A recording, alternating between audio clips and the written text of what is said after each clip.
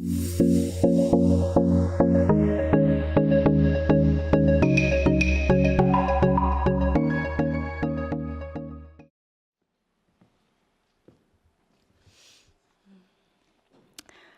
the last time I spoke in front of a crowd this large, I was giving my younger sister's eulogy.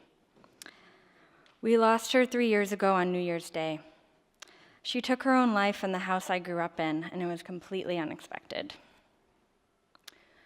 As an artist, I use sculptural materials to witness and process my experiences. When we lost Jackie, I didn't have my usual medium around me, but I did have my phone camera. I wasn't able to go through these photos until this past October. They are all about Jackie, even though she's not in any of them. These are the photos of the materials I noticed in the wake of losing my sister's materiality. Family and friends gathered in our home. In the first few days, there was nothing to do but watch the numbers on the stove clock go by and be physically near each other.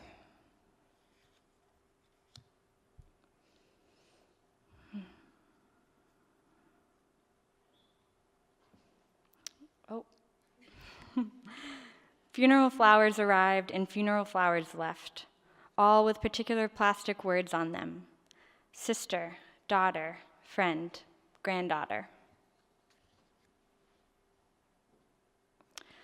Normal places and settings suddenly became surreal, like the mall. We brought Jackie's jewelry to the mall to be resized so that my sister Allie could wear it. She wanted these symbols close to her.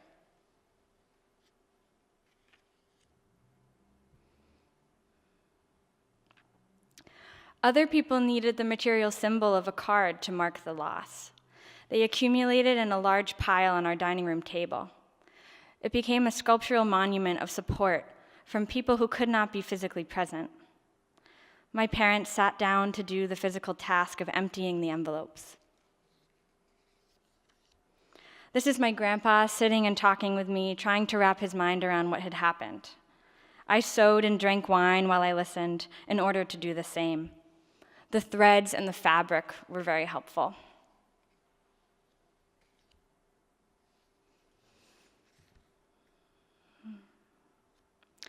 My dad needed materiality too.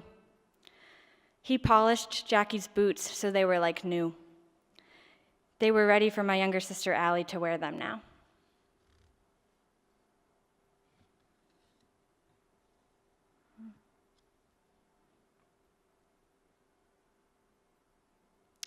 Jackie was a triplet. My mom's friend Pam also had triplets, and they were pregnant in the hospital at the same time, preparing for the ultimate experience, material experience of birth. And this is Pam's visit, offering comfort to my mom.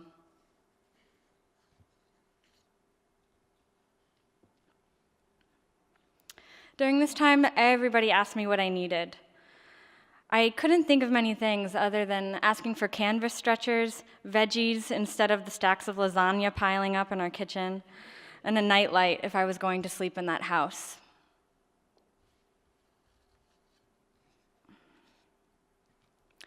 Jackie died on the 1st, and we buried her on the 7th, and my dad's birthday is on the 8th. We needed that cake. We needed to all participate in the symbol that we would continue to grieve and also continue to celebrate. I'll never eat a better birthday cake. A friend gave me this hanky to hold with me. Even though she couldn't be by my side 24/7, the object could be. Jackie was the only sister who had blonde hair, so we could easily find her presence in the hairbrush drawer. That's why I have blonde in my hair also. Someone hit my car a few days after the funeral, and I didn't care at all. The hairbrushes became holy, and my car didn't matter. It was fascinating to me how certain materials gained value and others lost them. Jackie and I are the same shoe size, so after she passed, I tried on all her shoes. I could still feel the indent of her big toe and the ridges of her feet in the soles of her shoes. Her physical presence was still there.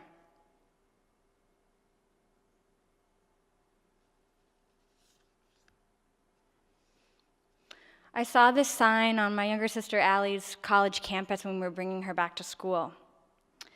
I had totally new eyesight. These words meant radically different things to me now.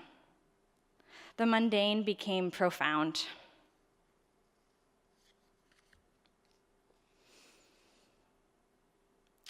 That sort of eyesight continued on. Celebrities, heroes, notables we lost in 2014.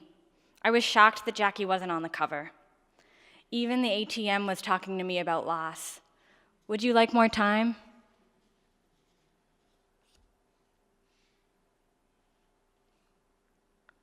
This baking sheet that I saw at my service job nearly brought me to tears. It once held croissants. It was the perfect example of distilled felt absence in daily life.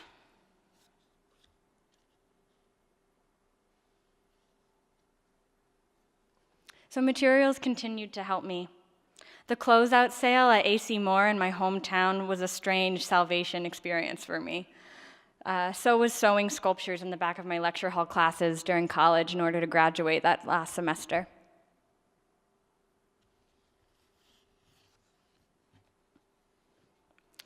Working with objects that host a feeling of present absence has been meaningful for me, especially within the context of this supported community.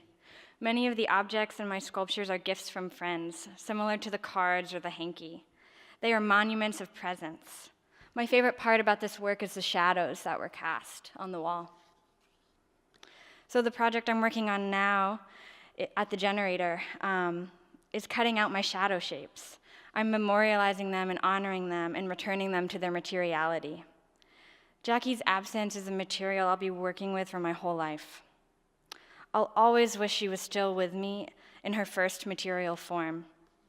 But her passing has birthed in me a deeper devotion to materials and the ability to find a strange hope and comfort in their transformation.